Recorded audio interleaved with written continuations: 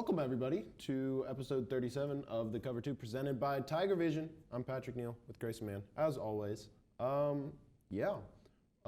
Quick note, actually. I discovered this right before we started shooting. We filmed the first episode of Cover 2 exactly 10 days ago, a year ago. So, a year and 10 days ago. 375 days. Yeah, so, it's been a year. So if you've stuck with us all the way through, we appreciate it a lot. We very much appreciate it. But anyways, Grayson, a lot of action in the NFL this week. Where should we start?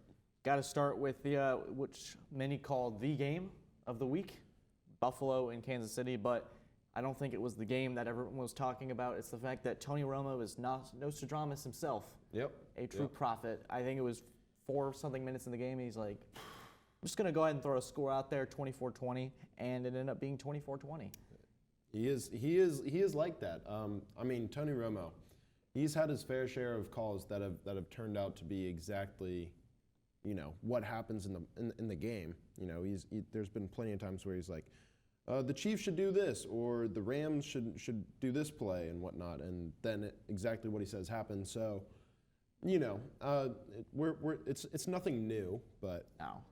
It's still very impressive. So yeah, good for him. They always have these things where he's going, oh, the tight end motions to the right. That means it's a run to the left or something, and then a run to the left exactly happens, and you're like, well, that's what happens when you're in the NFL for 13 years as a quarterback, something along those lines. You see everything. You study a lot of tape. You see a lot, yeah, for sure. But I don't think it was as high scoring as everybody thought it was going to be. Still a close game. Still a really entertaining game. Not as electric as the playoff game. Yeah, but it was still a pretty fantastic game. You had plenty of fantastic plays. I mean, both teams kind of started off slow offensively, driving the field and then not being able to get any points out of it. But, at the end of the first half, you have the Bills go 96 yards in 73 seconds and score. Then the Chiefs are like, hold up, wait a minute, I'll do it again. 13 seconds, yeah, we've done that. That's too easy. It's too easy. Let's do it in 12 seconds now. Drive the field, get points out of that right before half. I mean, what's next? What's next for them? What's their next challenge? The funniest thing is they were driving down the field and he hit Travis Kelce down the seam the exact way he did it in the playoffs, and I think you could see him subtly just chuckling. He's like, man, this is deja vu all over again. It's absolutely crazy. I mean, you also had a Josh Allen hurdle. That was pretty cool. Which he's done against the Chiefs before. So, still a fantastic game. I find it ridiculous that a man of Josh Allen's size can do what he does and completely hurdle a man. Like, how athletic do you have to be? Can I have some of that athleticism, please? Could use it in my everyday life. Yeah, even just walking around campus, get a little winded sometimes. Yeah, so. Those hills are brutal. But yeah, there really isn't enough that can be said about these two QBs. I think they are clearly the two best QBs in this league right now. Absolutely. And, we'll probably see them playing again in the AFC Championship. So I think that's the safe prediction, the Bills and the Chiefs. No matter how you want to stack it up, no matter how much better the AFC has gotten, these two teams have been there, done that. They're 1A, 1B with quarterbacks, interchangeable depending on the week. I can't wait to see these guys play again, honestly. Whether it's in the freezing cold Buffalo or the slightly less freezing cold Kansas City in January, it's probably going to be these two teams. And I'm okay with that because it's going to be entertaining. Yeah, and honestly, hopefully, these teams just keep playing each other, throughout the rest of their careers, of Josh Allen and Patrick Mahomes' respective careers. Should be the new Peyton Manning Tom Brady rivalry, where the Colts or the Patriots or the Broncos and the Patriots square off every single year, and it's classic every single time. Must-watch TV. Yeah. Only these quarterbacks can move. Yeah, this is very true. This is very true. But yeah, we covered the Bills, covered the Chiefs a little bit. Where do we want to go to next? We got to go to East Rutherford, New Jersey, to find the Giants. Eventually, we're going to owe the ghost of Kieran Devine divine apology. We have to. Look. So I've talked with Kieran plenty about this, and Daniel Jones could win MVP, and I'm still going to Daniel Jones, I'm sure, is a fine guy. And honestly, if I didn't know Kieran, I'd honestly probably like him. I'd probably cheer for him. But I can't do that because of Kieran. Can't do it. So, Daniel Jones can do whatever he wants, and I'm still going to say he's a bad quarterback. It's kind of like the Skip Bayless arc, Oh, yeah, with that's LeBron. a character arc right there. That's kind of the stance I'm taking with Daniel Jones. even though Daniel Jones is not one of the best basketball players or even the greatest of his position to play it. Exactly. I mean, Daniel Jones has been Fine. He's been pretty solid. I think the Giants are doing very, very well, objectively. Exceeding my expectations. Exceeding everybody's expectations, I'm sure. Daboll's probably the head coach of the year right now. Yeah, this weekend really made my overreactions from last week. Ooh, felt good. Felt good. Yeah, it was pretty solid takes last week, but Daboll's probably the leading candidate for head coach of the year. This defense is playing pretty solid. Saquon, might be offensive player of the year by the end of this. He's coming alive. They figured out, hey, we got to use our guy when he's healthy too. He's the best player on the field whenever he's getting the football. And it's not knocking against Daniel Jones. He's just kind of doing what the team is asking of him. He's not elevating the team. He's kind of just a bystander to the wins, where he's just kind of there. Because it's really all on Saquon, because this receiving core also is terrible. And the Giants are a great example of how great coaching can sometimes be the equalizer to a team like the Ravens that come into town, who we all know are much more talented, especially at quarterback, and it just doesn't matter. The Giants still find ways to win. Yeah, it's that classic cliche that like the Giants are better as the sum of all its parts. I don't know if I said that correctly, but everything together kind of combines to make something better than them individually. Like we're talking about Daniel Jones by himself, not the best of quarterbacks, but you put him in the system where he's just asked to, not necessarily throw too much, but, run a lot, do what he's, one of the better things he's good at, run the ball, kind of just game manage a little bit, don't turn the ball over. And look what happens. They're 5-1. So. Yep. I found the saying for you. The whole is greater than the sum of its parts. There you go. Thank you. I was curious too, so I had to check. But Kayvon Thibodeau in tears after the game. I think he's probably this probably means a lot to him because a lot of the draft negatives against him were that he didn't really care. He didn't love football, and so I think he's really worked his tail off to get to where he is, and he's shown so far he's a valuable contributor to this team, and I'm happy for the Giants. 5-1. My roommate is very happy, besides the Mets, but so far so good for New York. We'll see if they can hold it all together. Yeah. So we'll see what the Giants keep doing. I asked Kieran yesterday if he wants to come back on. I'm sure he's like, yeah. I think we're gonna win the next 4 games. So hold on. We'll see. He said that. So next 4 games we can have him back on. Maybe they'll be 9-1. Maybe they'll be 5-4. Yeah, if they're 5-4, that'd be hilarious. But we'll see how that goes. We will see. Another team that's exceeding expectations, at least so far. Let's put them up. Good segue. That was clean. The Patriots are. Can't believe it. I'm shocked. I thought 2-4 was and so they're at least doing better than by a game. But let's just start by saying there is no quarterback controversy here, guys. I think that the leash is tighter on Mac Jones. No quarterback controversy? No. None? Stop this. Really? I thought last week it was laughable, and this week it's more of I could see it if Mac Jones struggles for a game or two that they pull him out, but there's no way.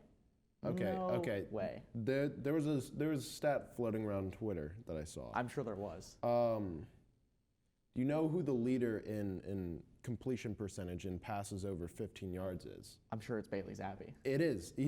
And it's like he's at 66.7%, and whoever is second is at like 62%. I think, or 64%. So he's balling. Can't dispute it. Look, Bailey Zappi, dude. All I'm saying, he's looked nice. I think he's earned certainly. Let's say I'll say this on Monday night. Let's say Mac Jones goes in there and he struggles and they're down at halftime. I'd say put Zappi in. I think the leash is certainly tightened, but I think it also makes Mac Jones better because he knows there's someone behind him that if he slips up a little bit, he's got the spots on the line. It's not like last year where Brian Hoyer was going to come in and take a spot no matter how bad Mac Jones played. Yeah. And I know that there's the thing floating around this morning. He'd started pretty slow this year, but he was also facing much more difficult competition. Dolphins on the road in the 90-degree heck, whatever that is. The Steelers with that defense is still pretty good. They had Minka Fitzpatrick on all their parts besides T.J. Watt. And the Ravens, who are a decent team. Zappy's played the Lions. We found out probably aren't as good as we thought they were. And then the Browns without Deshaun Watson, who are starting to fall apart at the seam with Jacoby Brissett. So let's not. It's 2 games. Mac Jones last year took. If Mac Jones didn't take the team to the playoff last year and he struggled as a rookie, I would have said, yeah, let's entertain the quarterback controversy. But I'm gonna hold off till now. I'm kind of surprised as a Patriots fan. You think there's absolutely no controversy. I feel like Belichick will play the best guy, but look, this offense is humming right now. It is humming, and I think, look, I don't know, maybe you know Mac Jones is still a good quarterback, but like I would think as a Patriots fan, you know, you'd see what's happening and you're like, let's keep this going. Yeah, I mean, I'm torn because I think the team's been playing really well, but I also think if it had been Mac Jones playing the Lions and the Browns, the result might have been the same just because the offense starts to figure it out. This is kind of what happened last year. They started slow, and then they started to really pick things up. They won 7 straight to go 9-4, and Mac Jones played really well in those 7 games. I feel like this is kind of the same thing, but with Matt Patricia starting to figure things out. Mac had to deal with a new coordinator, had to learn a whole new playbook once again. So there was a bit of a learning curve in his second year when it should be more continuity. So I think it's difficult. It's a tough conversation, but I think the leash is tightened. But we're not going to bench Mac Jones just yet. Okay. Just yet. Okay. I'm not going to be like, oh no. But Zappy's been balling. Fair enough. When is Mac Jones coming back? I think Monday against the Bears. Okay. And so if you struggle against Chicago, yeah, get 'em out. That may. That's when my patience starts to run thin. Yeah. Well. Another crappy primetime game. Yeah, that's really unfortunate. But you know, what can you do? What can you do? Except maybe flex games. Yeah. At My NFL. last comment before we move on, because I don't want to talk about New England for the entire time. That draft class isn't looking too shabby now, It's looking pretty fantastic. Cole Strange not looking too bad. Tyquan Thornton had 2 touchdowns on Sunday. Jack Jones, who was the guy that was supposed to replace J.C. Jackson, look how that turned out. And then they had Marcus Jones, who's been fine, and then obviously Bailey Zappi, who's really picked it up. Yeah, a pretty good draft class. I mean, everybody was clowning the Cole Strange pick when it happened. And now he's is he a better Chattanooga alum than T.O.? T.O. went there, right? Let's not say it just yet. Did he go there? Yeah, he did go there. I believe it was Terrell Owens. If he did, well, we can't do that. We can't say that just yet. Yeah, it was T.O. Well, not yet. Cole Strange's got to go get somebody's popcorn from the stands before we can anoint him as top Chattanoogan. Maybe, but, you know, he's on his way. He's on his way. Where are we heading to next? How about the Steelers? Heinz Field. It will always be Heinz Field to me. It's actually, yeah, that's tough. I know. But, you know, they may not be named, they may not have Heinz Field as their stadium name anymore. But they beat the Buccaneers this week. Somehow. 20-18. This game was bad. Yeah, I mean, Brady was yelling at his offensive line, you know. He was at a wedding that weekend, though. Yeah, Robert Kraft actually got married. Yeah. So good for Robert Kraft, I guess. Good weekend for him. He got married on a Friday, which is kind of weird. It's kind of strange. Yeah, Brady, I think I saw missed a walkthrough or something. Yeah, he did. So, you know, maybe that's why they lost this game. Brady was yelling at his offensive line, you know, that he basically left his family to play football, and now they are struggling. Did you see the thing on Twitter where it's like, I didn't leave my family to lose to freaking Kenny Pickett? He also lost to Mitch Trubisky. Yeah. So Kenny Pickett went out with a concussion during this game, so Mitch Trubisky had to come in, was slinging it around. He was. He looked solid, was making some throws. Claypool looked all right. This game was just so bad because the Brady looks checked out. The Steelers are terrible. I didn't know what to make of this game. Maybe the Steelers can start to make it work just because the AFC North wasn't as big of a pull away as I thought. I thought somebody would be like the Bengals or the Ravens would be 5-2. There'd be some separation. Not been the case. So I don't think Pittsburgh has a chance, but this was a win they needed, and they got it. Yeah, it was solid for them. And I mean, you were talking about your outkicking your coverage. I said the Steelers were going to go 0-7 in the stretch, and so that has not happened. But, you know, I don't see them getting too many more wins out of this. But Well, I also think you didn't anticipate the Bucks to still look as That's true. I inept. did not anticipate that.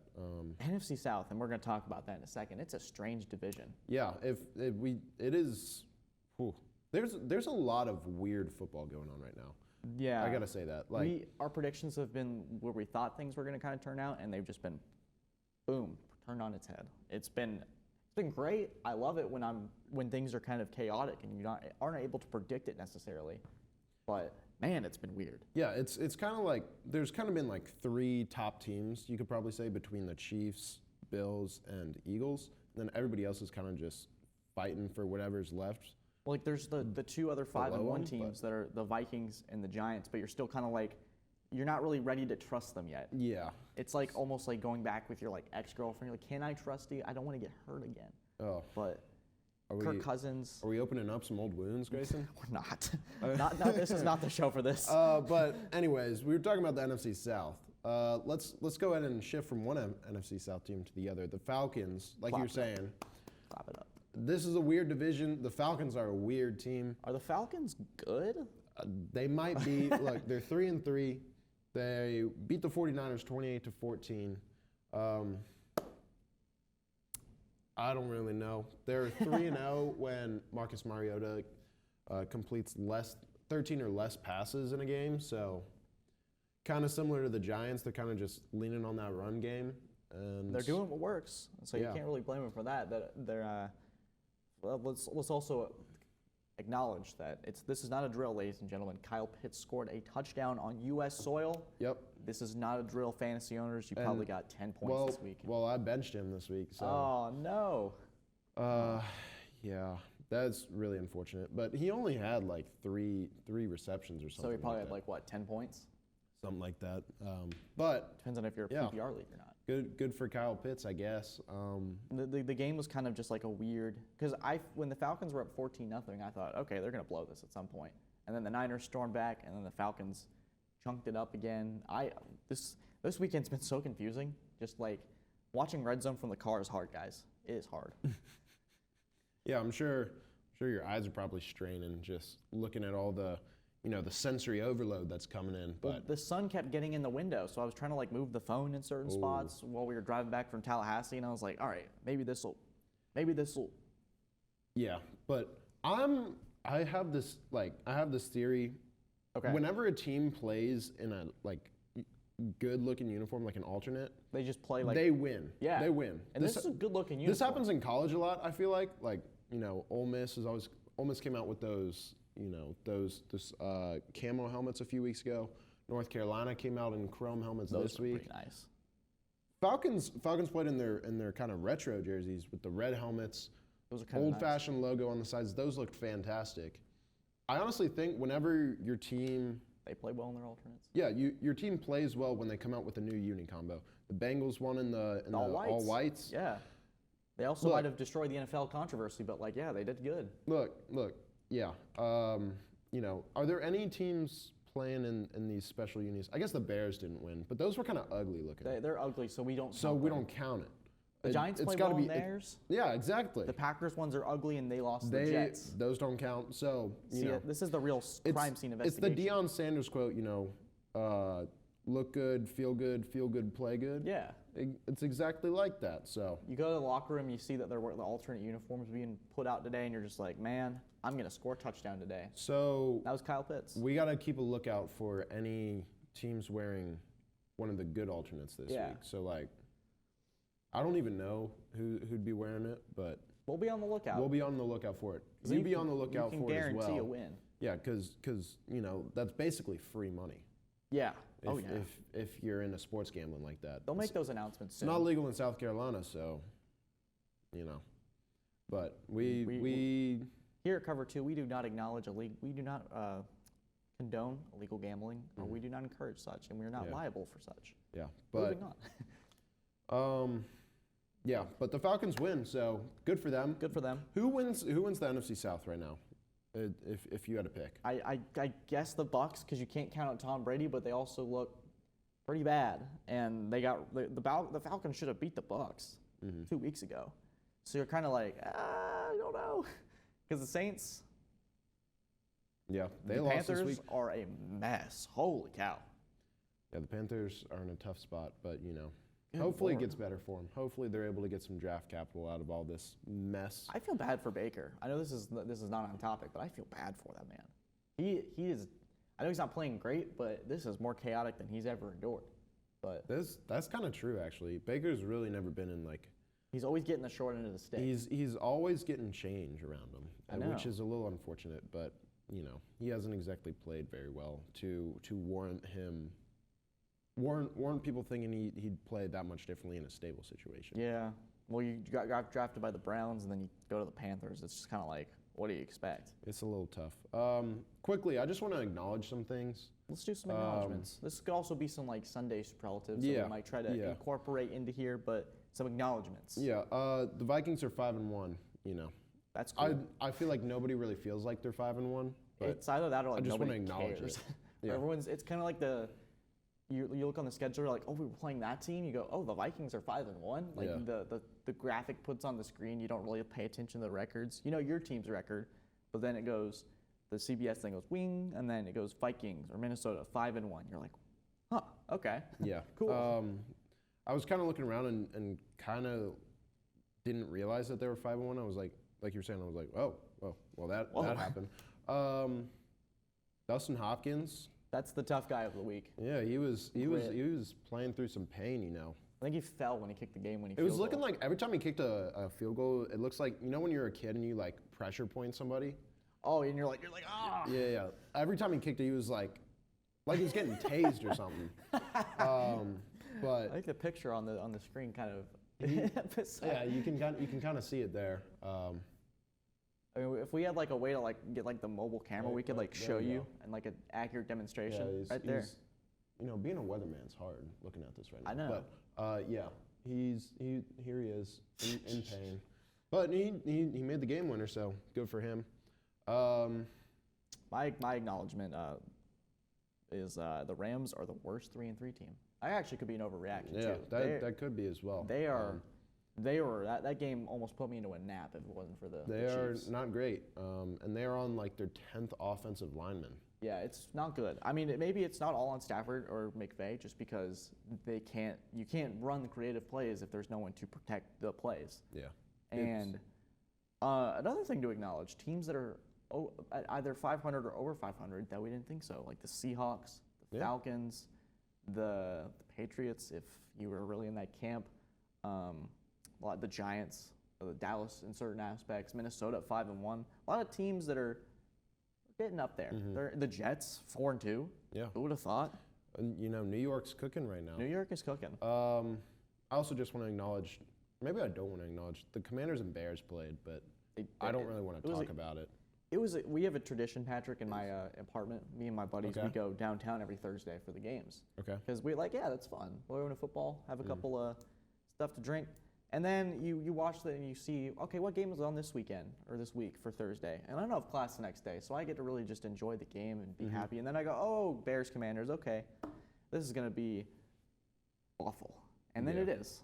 Yeah, it was not fun. But, I'm just here to acknowledge it. I'm not here to talk about it. Yeah, we acknowledged. So It was acknowledged. And then one last acknowledgement, Jack Easterby is gone. If you did not know, he is currently, he was kind of mind controlling the Texans organization, I feel like. But he is gone. He is no longer. And so if you have DeAndre Hopkins on your fantasy team, he's back. That's true. Thursday night. D-Hop is also back. Speaking of that, we're going to move to Outkicking Our Coverage.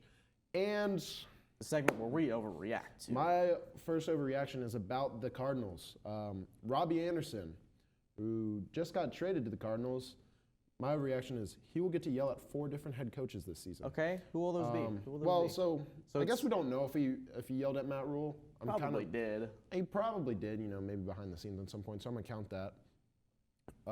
He of course made a massive scene this weekend. Got kicked out of the game. Yeah, yelling at the Panther sideline. He has now just been traded. Not just been, but yesterday was traded to the Cardinals. And basically, my overreaction is Cliff Kingsbury is the next head coach fired. This dude, everybody's talking about how the past 3 seasons, the Cardinals have improved record-wise every year. But how much have they really improved? Their best, Cliff Kingsbury's crowning achievement is getting smoked by the Rams in the playoffs. Yeah, I mean, it's not.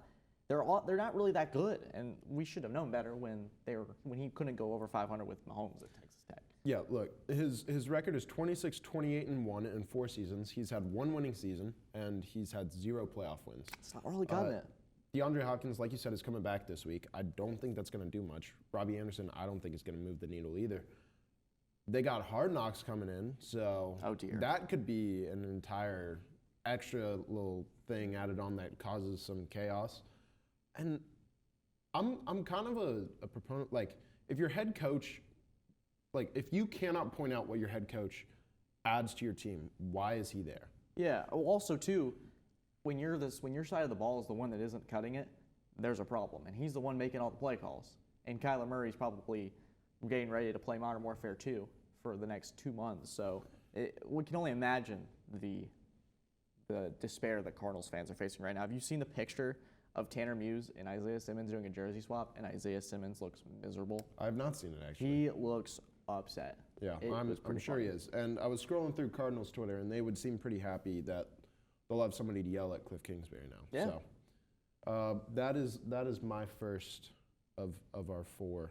My first is that the Ravens' inconsistencies will cost them the AFC North crown, leaving the Bengals, your team, hopefully, to take it. Hopefully. Ravens can't keep a lead if you paid them to do it, and they're getting paid to do it. It just seems like this team, no matter what Lamar does or what this team tries to do, John Harbaugh tries to be too smart for his own good, or this team simply just can't hold on to a lead. It has been a disaster. And I've watched a lot of Ravens games this year because I have, every Sunday we go to my parents' house, Sunday ticket, got the Ravens game with a Ravens friend, and he just complains and complains. So we just watch it together. And it's been unfortunate for him. But I've seen this team too many times blow a lead. It's going to cost them. Look, maybe they figure it out. And maybe. John Harbaugh is probably a top 5 coach in this league. Absolutely. Not probably is. Yeah. A top 5 coach in this league. So, like, as a Ravens fan, you got to live with his decisions because he's been there, done that for years. But look, they're what, 3-3 right now. They're still atop the division because they do have the tiebreaker over the Bengals. But I don't know. Lamar, I feel like, has kind of cooled off these last few weeks. Should have taken that contract when he had the chance. I don't know. They're still going to pay him. I think they'll still be all right. Maybe they won't be the juggernaut that I think a lot of people maybe thought they were going to be at the start of the year. But I think they'll still probably make the playoffs. I think they'll be fine. Absolutely, no doubt. But yeah, there's definitely some worry I think amongst Ravens fans. But all right, Patrick. Shifting to a little more positive. Honestly, I was trying to think of it, and I kind of had writer's block for a little bit last night, trying to come up with it. So the best I could come up with, I don't even think this is much of an overreaction. The Eagles are this year's Bengals, and I don't mean play style-wise because I think the Eagles.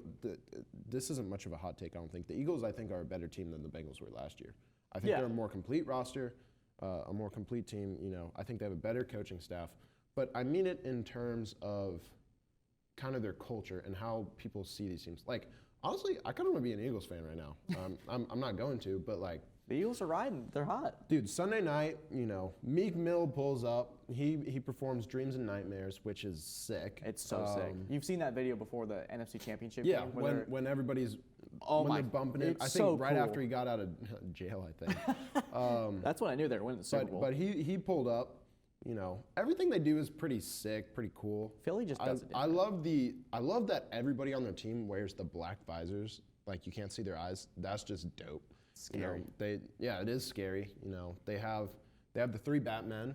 They have fast Batman, skinny Batman, and yoked Batman between Quez Watkins, Devontae Smith, and AJ Brown. Their offensive play calling is super fun to watch. They were just their plan, at least for the first half, against the Cowboys was just leave Micah Parsons unblocked, and that doesn't matter. We're just gonna throw it to where he just was.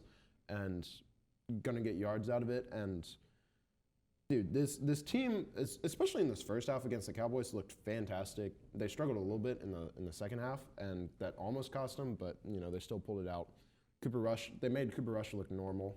Yeah, they finally like ended a that normal one. backup quarterback. Yeah. But,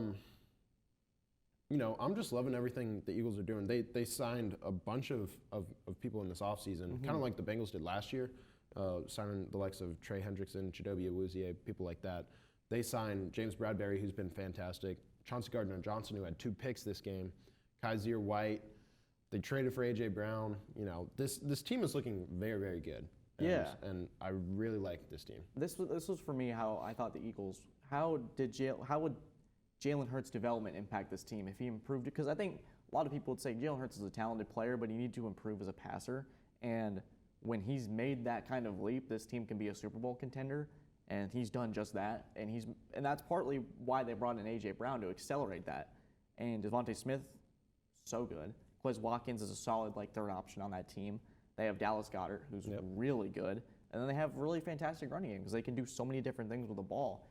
Nick Sirianni, pretty darn good head coach. I didn't expect that one on my bingo card, but hey, I would agree with that. I don't think it's too much of a hot take, but I do like the comparison. Yeah, I think there's just a lot of parallels, especially with how Jalen Hurts has kind of improved this season and how Burrow kind of was last year. Yeah, they've taken that step. A.J. Brown kind of comparing with Jamar Chase. I don't think the Eagles are hitting on quite as many explosives as the Bengals were. And the Bengals also started last year kind of slow as well. But I think just kind of how people are viewing this team, I think is kind of similar to how the Bengals were viewed last year, with the whole Joe Cool and everything. I enjoy it. Yeah. How about your last overreaction? The Atlanta Falcons, ladies and gentlemen, are not only going to compete for a playoff spot, but they got a pretty darn good chance of sneaking in there. They're 3-3 right now. This team has an identity, and they stick to it. They're running the ball really well. And eventually they're going to get to a game where Mariota's going to have to throw the ball, and that's going to get them into some trouble. But these next 6 games, granted, there's one that the one that they're probably going to get exposed in just because of talent. But they have at Cincinnati, which, depending on which Bengals team you get, you could fare well or not fare well. Carolina twice, which is going to be, you could chalk that up as 2 wins. They play the Bears and the Commanders, who are both messes. That one game in the middle is the Chargers, which you can chalk up as an L just because Justin Herbert's going to be that much better, but it's at home. So maybe you ride that crowd at Atlanta. It's a good week, and you're just going, okay, pulling off an upset. Because the Chargers are prone to losing games that they shouldn't.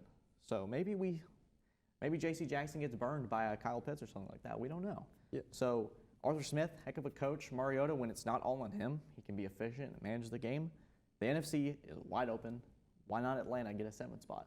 I think Atlanta should really be looking to the playoffs right now. I mean, that stretch is not very difficult at all, and I think the Falcons have the easiest remaining schedule left in the league. They can make it happen. So, yeah, that NFC South is kind of wide open, up for grabs with how the Bucs have performed, with how the Saints have performed.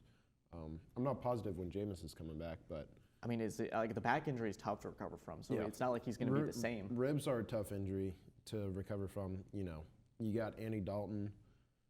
He looked all right against the Bengals, but he's just not enough to be able to. It's kind of like him on the Cowboys in the COVID year, where he's fine. It's just that the team's not good enough. Yeah, just probably not enough. So the Falcons have kind of a weird, I can't believe this is working kind of team, but it's working. And they're also supposed to kind of be still rebuilt. Like, they could still technically be rebuilding. Yeah. But they were supposed to go be one of the teams that picks C.J. Stroud or Bryce Young next year.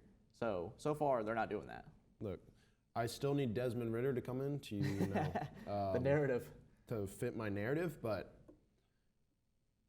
look, Mariota's playing all right, so keep him in until the Falcons start to fade, I guess. But, yeah, I guess so. All right. But yeah, there's not much else for us to. There's always stuff for us to talk about, but that's where we're going to end it this week. Cover 2, episode 37. We do appreciate everybody who has tuned in. No matter how long you've tuned in, go ahead and click all those buttons down below.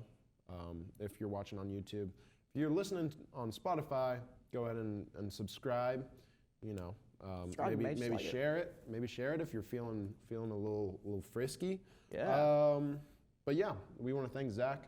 Zach the GOAT, as always. Who has always been the GOAT. Zach is the GOAT if you aren't aware. But He yeah, makes it happen. we want to thank you as always. You know, I've said that plenty of times, but Hey, can't overstate it. do all yeah. the things. It's been a year in the running, Yeah, year in the making. It's been a year. Hopefully, another year to come. But yeah, we'll see y'all next time. Have a good one.